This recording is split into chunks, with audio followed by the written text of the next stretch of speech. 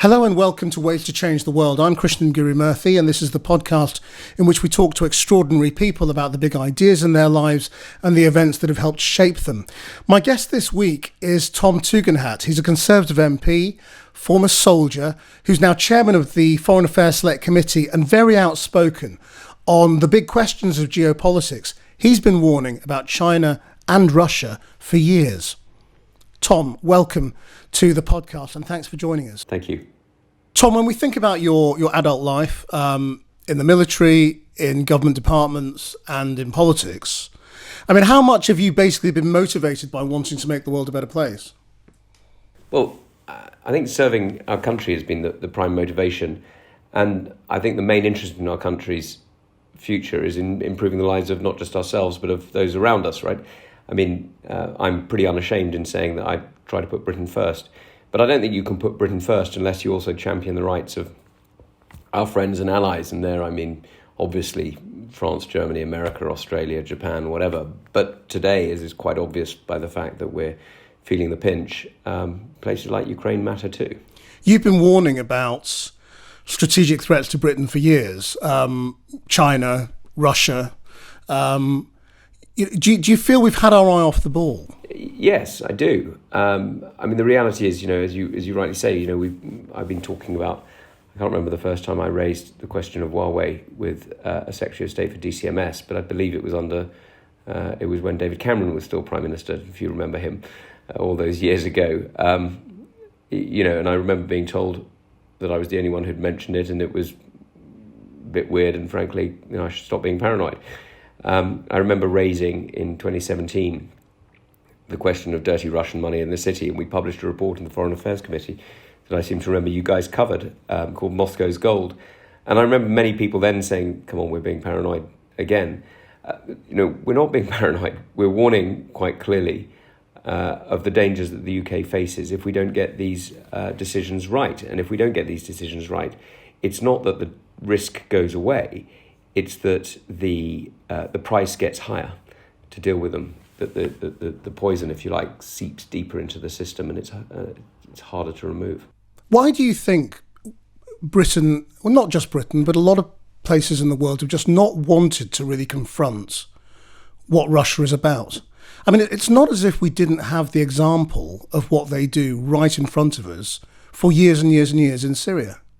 I mean, I think you're right. It's an optimism, a conspiracy of optimism, if you like, where we constantly hope that things are going to go better. We constantly think that other people behave like us. We constantly hope that therefore that will mean that, yes, it's difficult today, but it'll get incrementally better tomorrow. We don't think, which is the reality, which is it may not be great today, but it's going to be worse tomorrow because the lessons that he is learning as to how he can get away with it, and this is whether it's Xi or Putin, make actually the strategic decisions that he takes worse. And with the disinformation campaigns that we see running, I'm always reminded of the words of Groucho Marx in that wonderful film Duck Soup. Who are you going to believe, me or your own eyes? And the reality is we have seen the truth in Aleppo and Grozny. We've seen the truth in the murder, or rather the attempted murder of the Skripals and the actual murder of Litvinenko. And yet, too many, some overtly and publicly, some quietly, have accepted the lies that are coming out of Moscow, the confusion, the misinformation, and the general deceit. I mean, there is a strange and sort of a bit amorphous demand or pressure in the public you can feel at the moment for us to do more. The thing that I think you can feel, if that's the right word, is people being increasingly concerned about things that they know are wrong but find it hard to put their finger on. It is clearly wrong that billionaires who have no obvious source of wealth except their connection to a violent dictatorship should be allowed to enjoy the lifestyle of princes in the UK. It's clearly wrong that some people in the service industries, finance, estate agency, law, whatever it happens to be, have made fortunes laundering not just their cash but their reputations. It's clearly wrong because it's not just about tax evasion in Moscow. It's not even just about the gangster wars of the 1990s and early 2000s that Putin ended by nationalising the gangsters. It's because we all know that it fundamentally makes us all a bit weaker.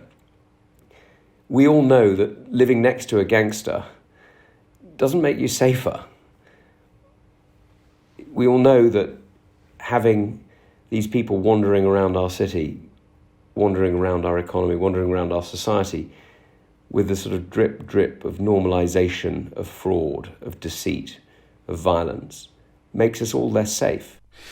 But as a former military man, you don't see any way that we are going to get drawn into this militarily. I mean, I certainly hope not, but I can see ways in which decisions taken mostly in the Kremlin could compel us to act. But it's entirely possible that Putin, in his vanity and in his greed, decides to annex or attempt to annex further areas. And so it is possible that we have to act.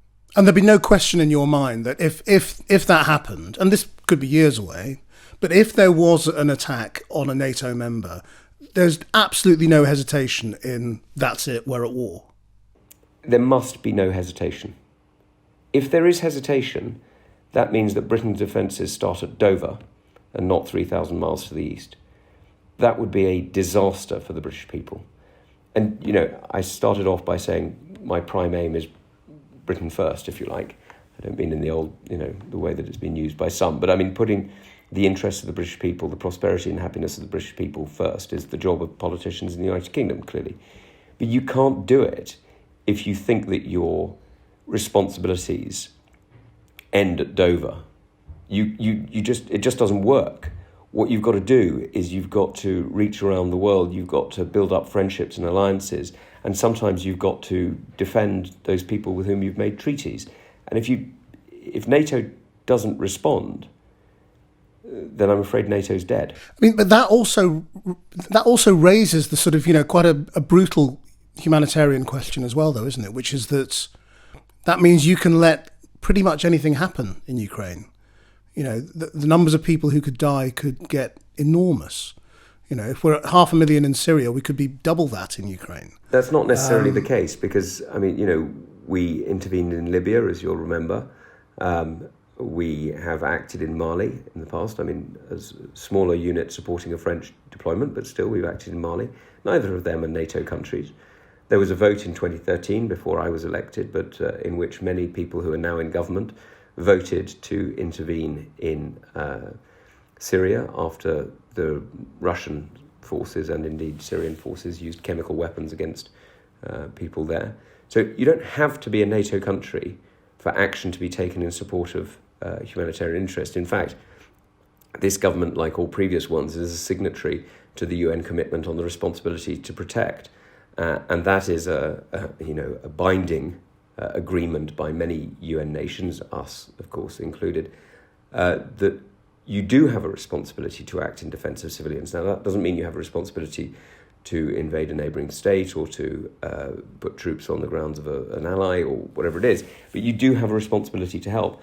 Now, you could argue that what we're doing now is part of that responsibility in terms of helping the Ukrainian people to defend themselves, but it's certainly possible that if the Russian state, if Putin decides to use chemical, biological or nuclear weapons, which he has threatened the last, used the second, and has the capability for the first, it is certainly possible that we may have to act.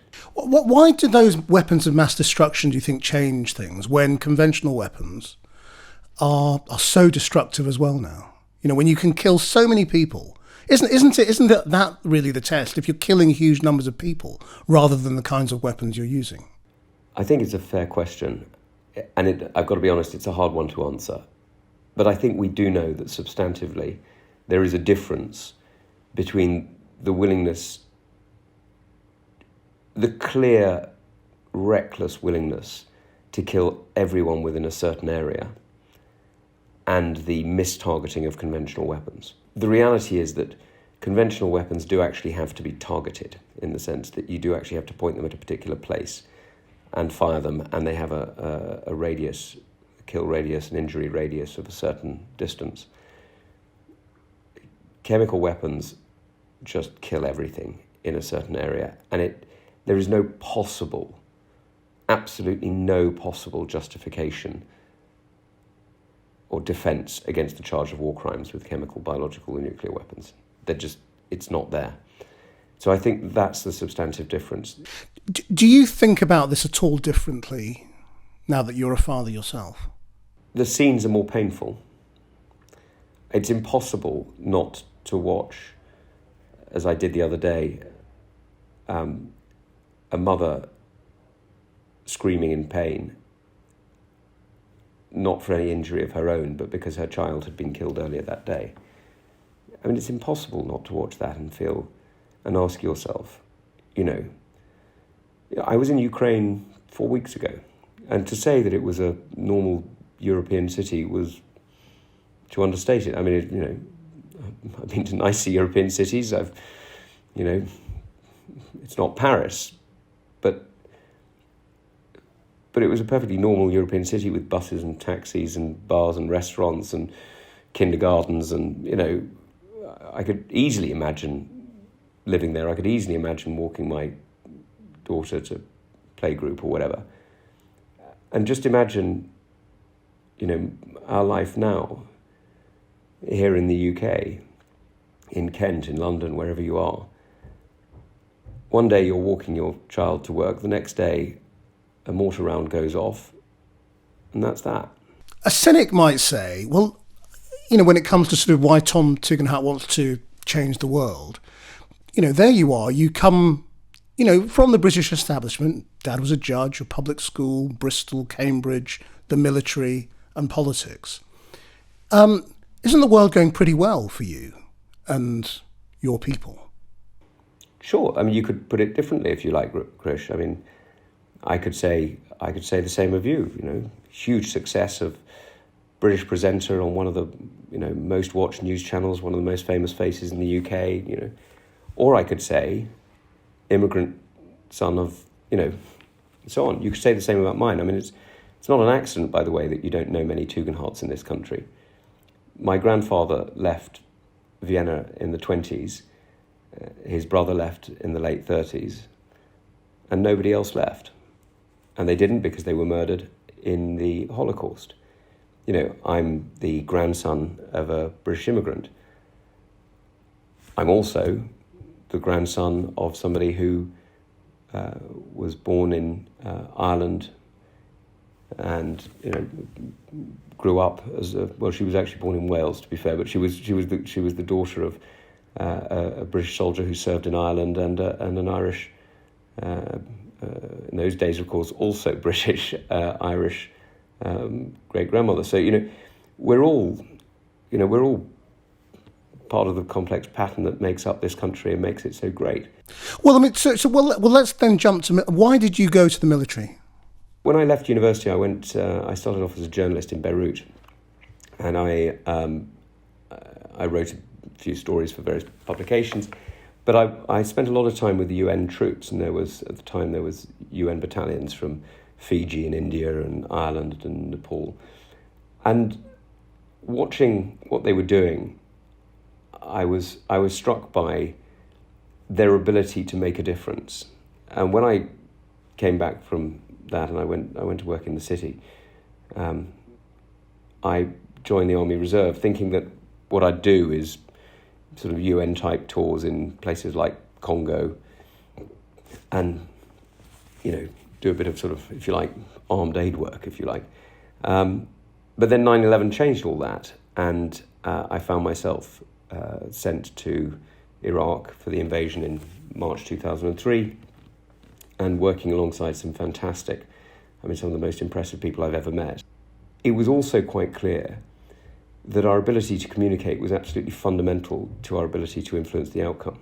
And so to be the Arabic speaker in the team was a huge privilege. And I realised then, and I still think it matters now, that that ability to be at the heart of an action, to be able to translate, as it were, quite literally between those who are taking decisions and those whose lives are being affected is fundamental to getting the right outcome. So for me, soldiering became absolutely about service to our country, which I think is still a very, very important motivator. I think, patriotism is something to be proud of. I don't think it's the same as narrow nationalism. I think you can be patriotic and welcome others. There's a sort of funny sort of mythology built up around you in a way, that partly because your CV also says intelligence corps, and people wonder, well, was he James Bond or was he a special forces, or what were you doing? So the intelligence corps is one of the units of the British Army, and it's so secret they literally have it named on your cap badge. So there you go. That's how undercover it is. It literally says intelligence corps on your cap badge. Look, I did various different jobs. So I was an intelligence officer with the Royal Marines, as I say, in Iraq for a while. And that meant talking to people, helping to shape decisions and helping to understand what was going on. I was later sent to Afghanistan, where I helped set up the National Security Council. That was much more like being a civil servant, if you like. I mean, there was two of us in the National Security Council of Afghanistan in Kabul. I was then sent down to southern Afghanistan, to Helmand, to go and help set up the first non-warlord administration in Helmand since what would have been 1970, I guess, early 1980, and it was an extraordinary opportunity to try and help shape those early days, and then I was in the classic way that the army does, because I'd been attached to the Foreign Office for those 2 years. When I got back to the UK, the army said, "Well, you haven't been mobilised for Afghanistan, so we're going to mobilise you for Afghanistan." When I pointed out I'd spent 2 years there, they said, "No, the Foreign Office doesn't count, so off you go again." So I went back with my old friends in the Royal Marines and spent 2 years doing combat operations in and around the country. How formative do you think it was for you in terms of your political ambitions? For me, what was really formative was there are very few jobs where you really get to know your own country well. Because most of us, certainly when I worked in the city, certainly when I did a few other things, you work in a bubble. What the military does, though, is it throws you into a world where you can be working with people from any number of backgrounds. There was one guy I worked with who ended up being absolutely brilliant, an amazing Sergeant Major. He had been born into a very dysfunctional household in the early 70s, roughly the same time, roughly the same age as me. He never knew his father. Mother had disappeared by the time he was 2, was being raised by his grandfather, who at the age of 4 or 5 decided to sell him to a local wealthy family. Now, even in the 70s, that was considered wrong, and social services intervened, and he ended up being in care until he was 16 and a half, and social services were only too delighted to hand him over to the military for the rest of his education, as it were. And he ended up being, a fantastic sergeant major. He's just, a few years back, he started a business and done it extraordinarily well. And one of the other people I was working with was a young man who similarly had a, broken home, but his grandmother was the queen, and, he did okay for himself. He's now got a podcast, I think, in America, and married an actress. You realise that, many people have opportunities. I mean, I know that you and I have had similar opportunities in growing up. We both come from very strong families, and as we both know, that's an extraordinary luxury in life to come from a very stable home. And we're both lucky that our parents focused and were able to focus on our education. That we all those benefits that we've had. And you realise that there's a lot of luck in life, right? And you and I, sure, we've worked hard. I'm not denying that, but we have been really lucky, right? We sit on top of a very, very large pile of luck before our before our own skill starts to make a marginal difference. And you realise that, making sure that opportunity is more widely available is part of the responsibility of leadership, of command in the army, and should be in politics too. And there are many ways to do it. And this is why, I've got a very dear friend, as you know, in politics, Dan Jarvis, who's a Labour MP. We fought together, quite literally, we fought side by side in Southern Helmand in 2007, it must have been. And we disagree on how to do it, but I know what he's trying to do. I just think he's going about it the wrong way. he's not a bad guy. He's a very good guy. And it's one of the reasons I don't find it particularly difficult to work with other parties, well, most other parties, is because I think what they're trying to do is perfectly honourable. I just think they're going about it the wrong way. Just explore that for a moment then. I mean, what is the basic political difference between you and Dan Jarvis, who both want to make Britain a better place and a more fair place and a place of opportunity? And Dan fundamentally believes much more in the power of the state, and I believe much more in the liberty of the individual. Now, these are reasonable arguments, right? I mean, neither of us are trying to, be craven libertarians or raving communists, right? I mean, we're not. Neither of us are those extremes. But I think Dan's view on how we tax and spend is unhelpful. I think it actually undermines society. I think it undermines many of the liberties that we're trying to achieve. He would say the reverse of me, right? I mean, Yeah. But are you sure you can say that in 2022, given the tax burden is historically high, the government's been spending historic amounts of money? I mean, the Conservative government is behaving like a Labour one in all sorts of ways. Chris, you may have seen that I didn't vote for the NIC's rise. I didn't vote for the National Insurance Contributions rise for exactly that reason. But to be fair to the government, there is a difference between sort of normal jogging and the sprint of war. And effectively what we've just had in COVID has led to some extraordinary decisions that I think nobody would have normally taken. So I think it's a slightly difficult argument to make right now, though I get your point.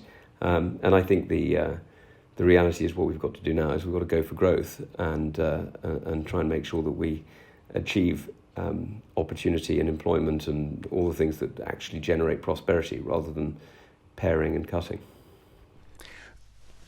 I suppose what I'm getting at is are these old distinctions really meaningless now? I mean, when you talk about sort of liberty and who takes decisions, in the age of COVID, we've had the most controlling rules and government anybody can remember in Britain, as we've said, the tax burden on ordinary people is enormous. Let alone national insurance, where it's going up again, but even before that, it was enormous. And, this is a government that does believe in big centralising decisions about things like education and health and all those sorts of things. So, Labour and the Conservatives just seem to be, on slightly different ends of the same middle bit of the ruler. There's always a danger that in the aftermath of a major national event that has caused you a huge period of centralisation, and COVID did that to us, there wasn't much choice in it, that we've got to make sure that when we break out of it, we end up with Churchill, not Attlee, because although Attlee achieved many things, and I'm not, I can see his talents, and if I couldn't, Citizen Clem by John Bew would have informed me of them in many, many different ways. The reality is that there are other ways of achieving the same aim that also respect the idea of personal liberty and don't see the centralisation of power in order to achieve it. For example, the French state achieves a very generous health service, free at the point of delivery to many, many people, but also with different ways of ownership of hospitals and different ways. Now, I'm not recommending it, I'm just observing that there are other ways to do it. The German state does it differently. They have an insurance scheme. The American state, well, I'm not quite sure I'd go with that one, but you know what I mean. You're getting quite close to let's rethink the NHS there, aren't you? No, I'm just talking generally about state provision in various different ways. I mean, I am... Do you think we should rethink the NHS? I mean, do you think the NHS is sustainable? So I think first of all, it's easy to underestimate the importance of the NHS. The NHS is one of the fundamental underpinnings of the British economy to a degree that I don't think is always appreciated. If you are in your 20s, starting a business in the United States is an easy thing to do. Get together, start a business, have a go. If you're in your mid-30s and you've got kids, starting a business in the United States is a riskier thing to do. You're giving up healthcare. You're giving up health insurance. Are you sure you want to do that? That is a hell of a constraint on the insurance model basis of healthcare, which actually hits the economy. So I am absolutely...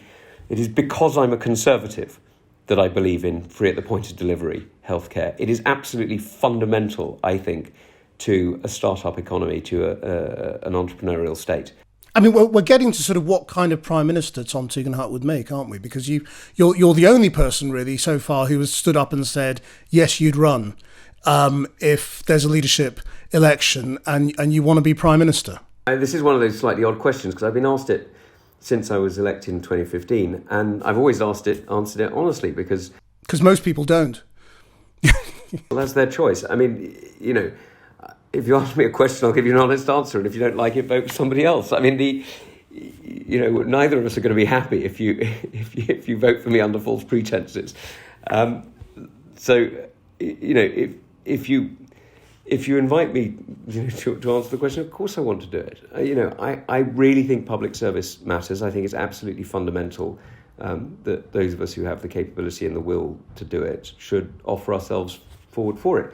Now, if I don't get the support in the early stages, then there's no point in running. And even if I do and I get through to the last two and I don't win, well, fine, that's the decision of the party. That it's my responsibility is to put myself forward and to make the best case that I can.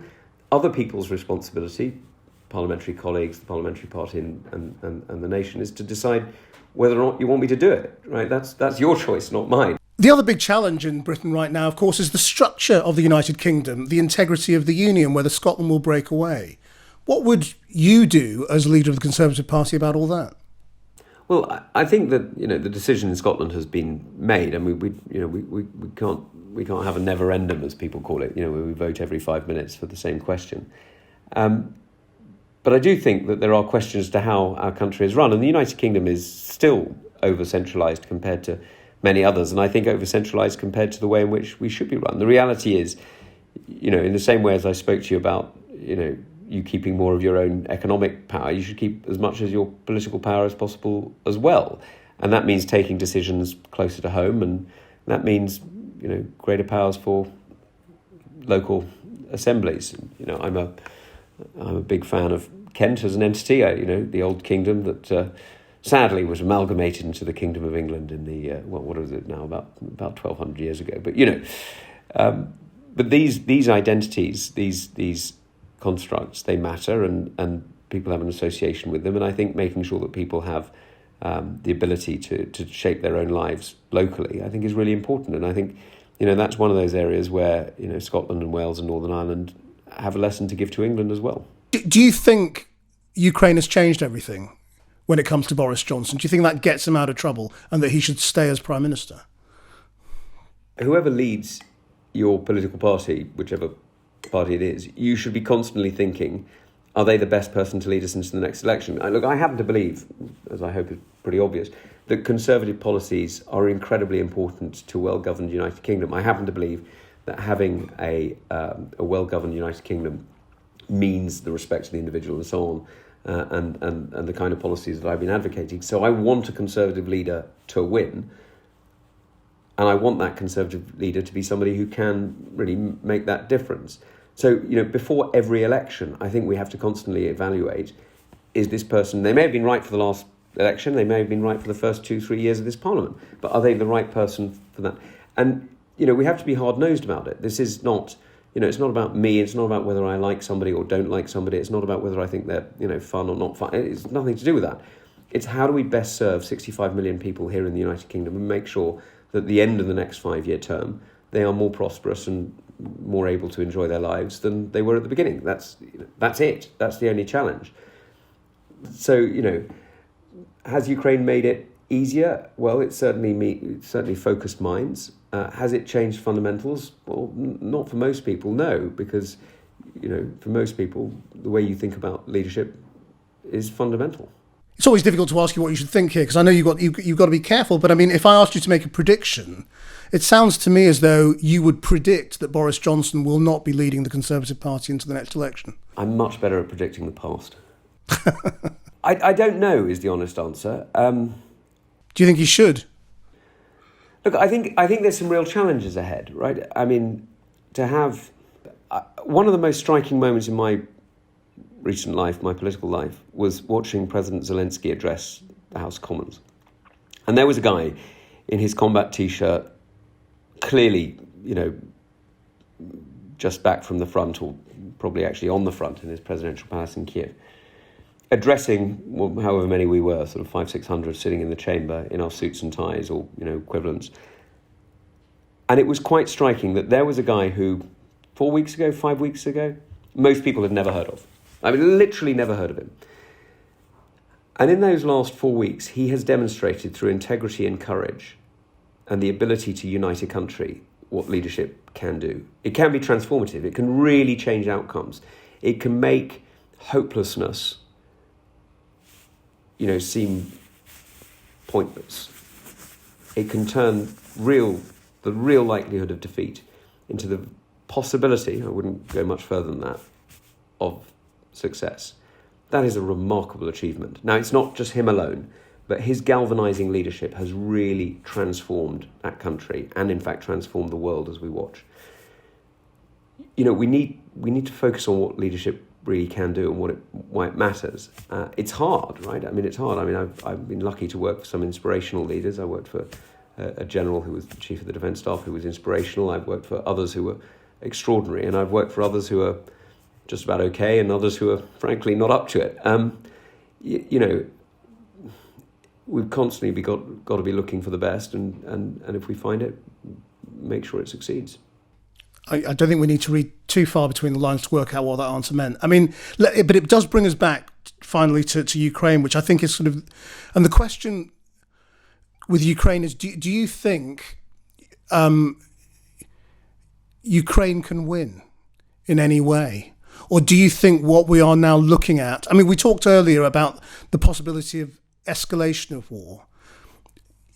What we have to sort of just talk about is how you think this can end. And do you think it can only end by coming to an accommodation, ultimately, with Russia, a compromise with Putin?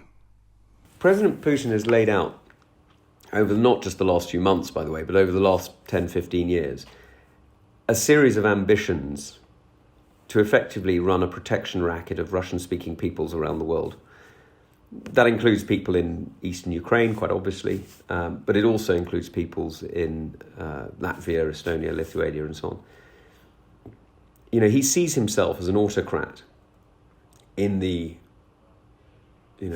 pattern of Philip the Great and Catherine the Great, Peter the Great, and Catherine the Great, and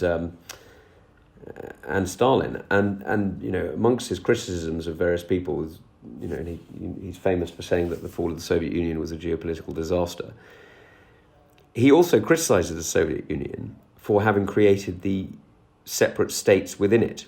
He thinks that it should have been a single Russian state, not the Ukraine Soviet Socialist Republic and the Kazakh or Estonian or whatever. He's critical of all of them. So I think that his ambitions are sadly greater than many of us estimated or were prepared to believe at the beginning. But how does this end with somebody like that? Well, I think the only way it ends, sadly, is in some form of defeat, leading to him having to focus on his own survival at home. And that's why what Ukraine is doing is so important, because the reality is if they don't succeed, then we're very likely to see further actions by Putin in trying to destabilize and to attack areas that we have a legal responsibility to act on, and those are our NATO allies and partners. So finally, if you could change the world in any way, how would you change it right now? I mean, the fundamental thing I would change is actually the ability of girls to go to school, because even in places like Russia and China, where women's education has been long established, even in places like India and Pakistan, where women's education has, gone forward in leaps and bounds in recent years, and even places like many countries in Europe where women's education has effectively become similar to or greater than the education of men, it is still the single most transformative thing that we can do for society is to educate women and girls.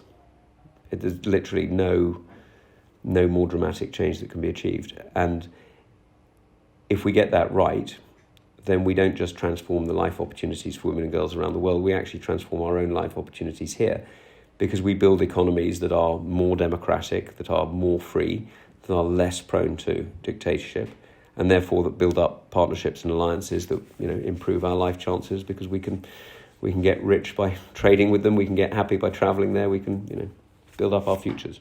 Tom Tugendhat, thank you very much indeed for sharing your ways to change the world. Our producer is Freya Pickford, and don't forget you can watch all of these interviews on the Channel 4 News YouTube channel. Until next time, bye-bye.